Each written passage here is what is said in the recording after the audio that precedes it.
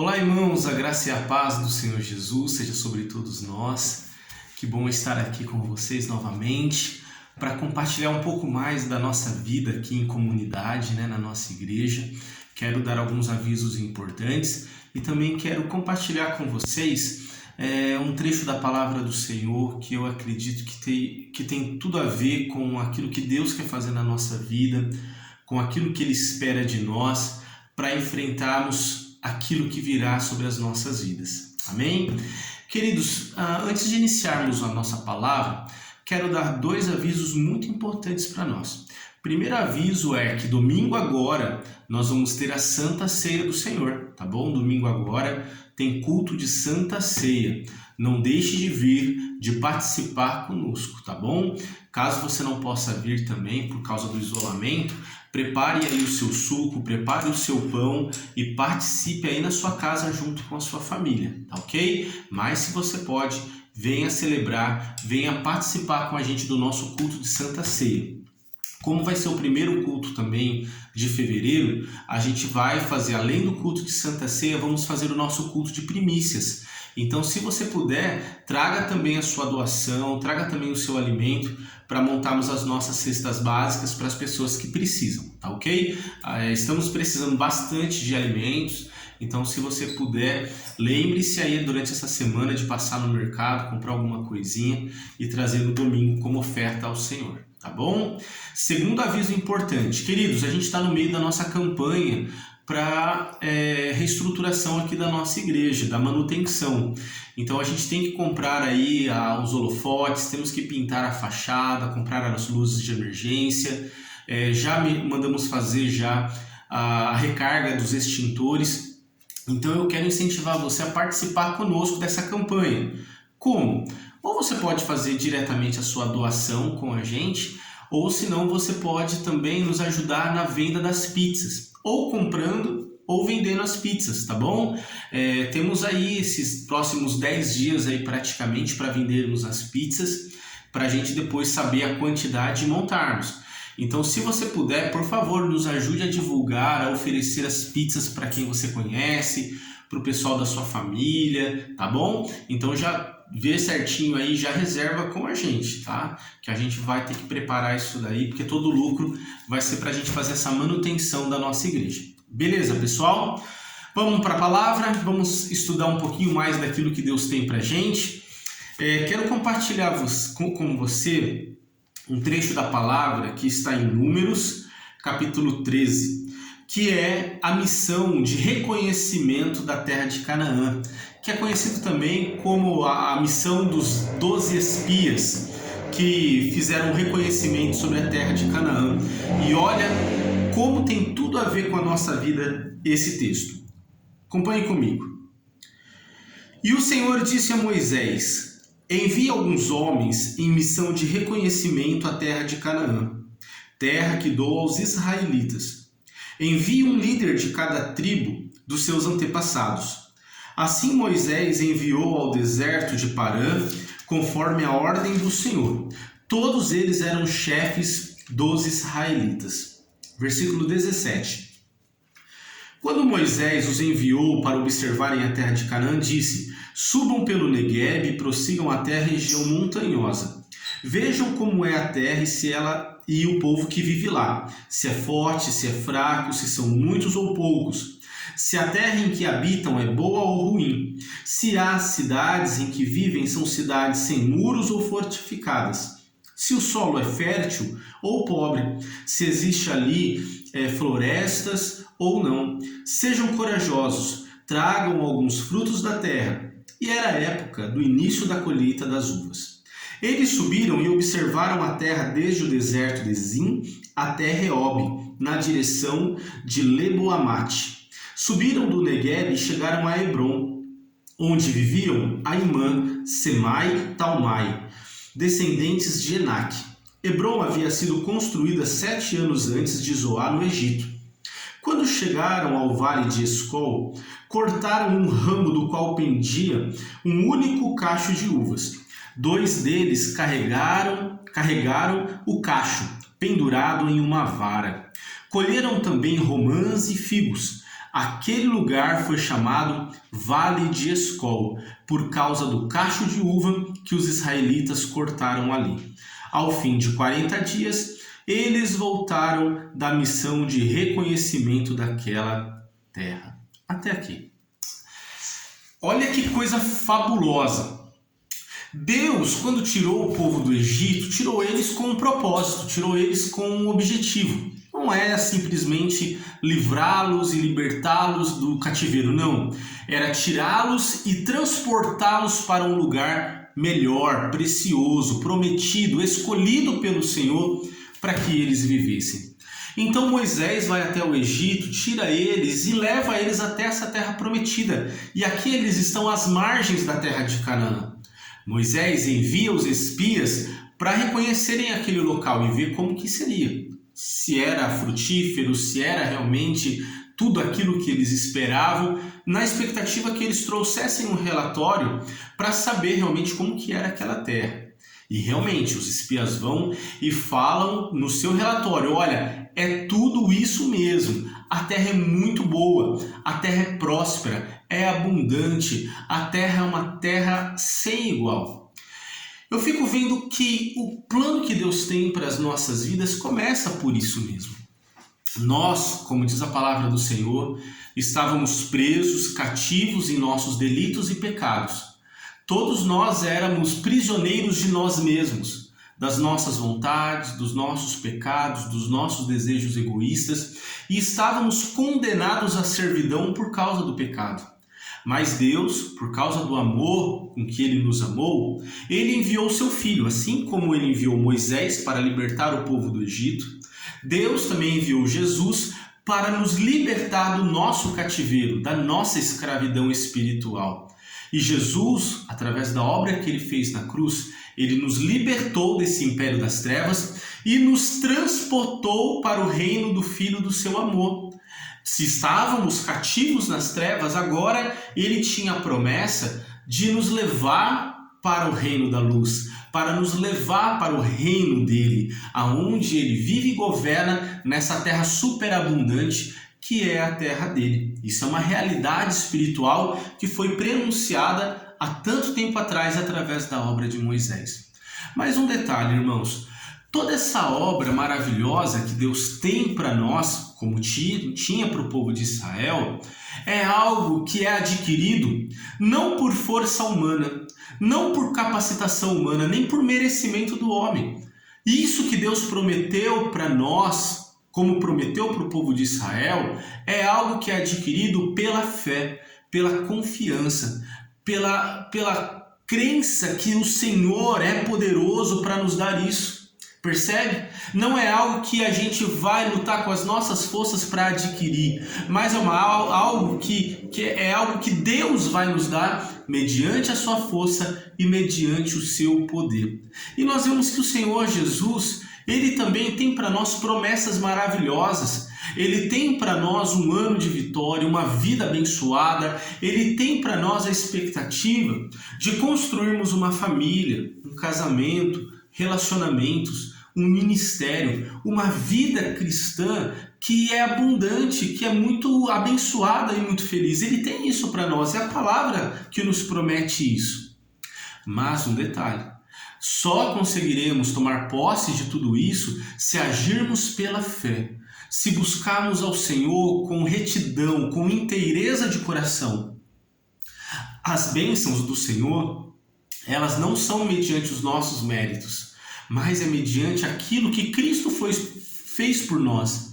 Como diz a palavra, nós somos herdeiros de Deus e co-herdeiros com Cristo Jesus, onde, através daquilo que Jesus fez, tomaremos posse dessas bênçãos. O povo de Israel não entendeu isso. Eles foram espiar a terra e a maioria daqueles 12 homens, 10 deles, olharam para as dificuldades e falaram: a gente não vai conseguir dar conta disso não. Realmente essa terra é uma terra abençoada, é uma terra próspera, mas o pessoal que mora lá é algo que a gente não vai conseguir vencer. Olha só o que diz a partir do versículo 26. Eles então retornaram a Moisés e Arão e a toda a comunidade de Israel em Cádiz, no deserto de Parã. onde prestaram relatório mostrando os frutos da terra, e deram o seguinte relato a Moisés: entramos à terra a qual você nos enviou, onde há leite e mel com fartura. Aqui estão alguns frutos dela. Mas o povo que vive lá é poderoso. As terras, as cidades são fortificadas e muito grandes. Também vimos os descendentes de Enaque. Os amalequitas vivem no Neguebe. Os hititas, os jebuseus, os amorreus vivem na região montanhosa. Os cananeus vivem perto do mar e junto ao Jordão. Então Calebe fez o povo se calar mediante Moisés e disse: subamos e tomamos posse da terra, é certo que venceremos. Mas os homens que tinham ido com eles disseram: não podemos atacar aquele povo, é mais forte do que nós. E espalharam entre os israelitas um relatório negativo acerca daquela terra. E disseram: a terra para a qual fomos em missão de reconhecimento devora os que nela vivem. Todos os que vivem nela são de grande estatura. Vimos também os gigantes, os descendentes de Enaque, diante de quem parecíamos gafanhotos, e nós e a eles. Olha que coisa!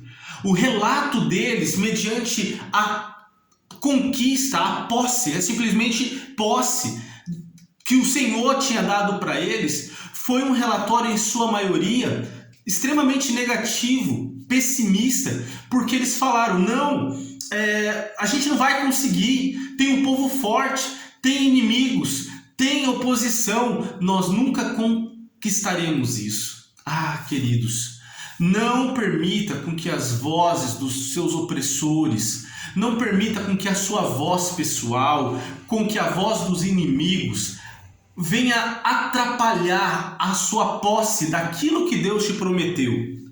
Às vezes tem vozes que falam: não tem jeito para o teu casamento, não tem jeito para os seus filhos, você nunca vai ver os seus sonhos se realizarem, você não pode, você não vai conseguir.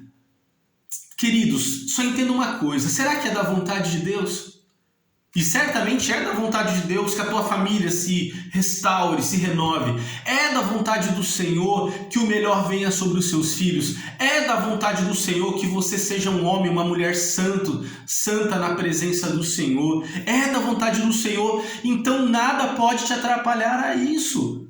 Não são gigantes que vão te impedir a isso, de viver uma vida de consagração ao Senhor. Você tem que entender que Deus já te deu isso. É apenas agora um fator de conscientização e de conquista, de posse daquilo que Deus já te deu. E você tem que partir para cima.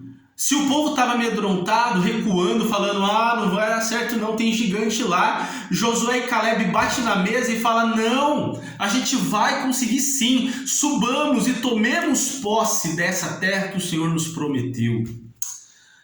Queridos, que a gente tenha essa fé de Josué e de Calebe, para não vivermos o pior dessa vida. Se Deus tem o melhor, por que a gente vai viver o pior? Por causa dessa desobediência, por causa dessa incredulidade que os 10 homens influenciaram e inflamaram todo o povo de Israel, por causa daquilo que durante 40 dias eles viram lá em Canaã, eles sofreram as penalidades disso. E como punição, Deus fez com que eles peregrinassem por 40 anos. 1 ano de castigo para cada dia de pessimismo, de incredulidade deles. E eles então tiveram que sofrer no deserto. Esses que não creram e que não confiaram, daqueles que saíram do Egito, homens acima de 20 anos, todos eles morreram no deserto, e apenas Josué e Calebe tomaram posse dessa terra prometida. Queridos, que Deus gere em nós essa fé e essa confiança para levarmos a nossa família, os nossos filhos, o nosso casamento, a nossa própria vida, aquilo que Deus nos prometeu. Se Deus tem uma promessa, Ele vai cumprir. Basta apenas termos coragem, termos a ousadia de tomarmos posse daquilo que Deus tem reservado para nós. Amém? Eu quero te incentivar a crer. Eu quero te incentivar a continuar a lutar com as armas espirituais que Ele tem te dado, para você ver os milagres acontecerem. E foi o que aconteceu. 40 anos depois, eles tiveram que prorrogar a conquista por 40 anos, mais 40 anos depois, lá estavam eles novamente para tomar posse daquela terra com uma nova geração que creu e que confiou. Mas eles sim lutaram, batalharam e conquistaram aquilo que Deus já tinha reservado para eles. Poderia ser adquirido há 40 anos atrás, mas agora eles estavam conquistando. Então que você não tarde, que você não prorrogue aquilo que Deus tem reservado para a sua vida, mas que você receba os milagres do Senhor hoje, que você creia hoje, que você confie hoje no Senhor para receber aquilo que Ele tem prometido para você.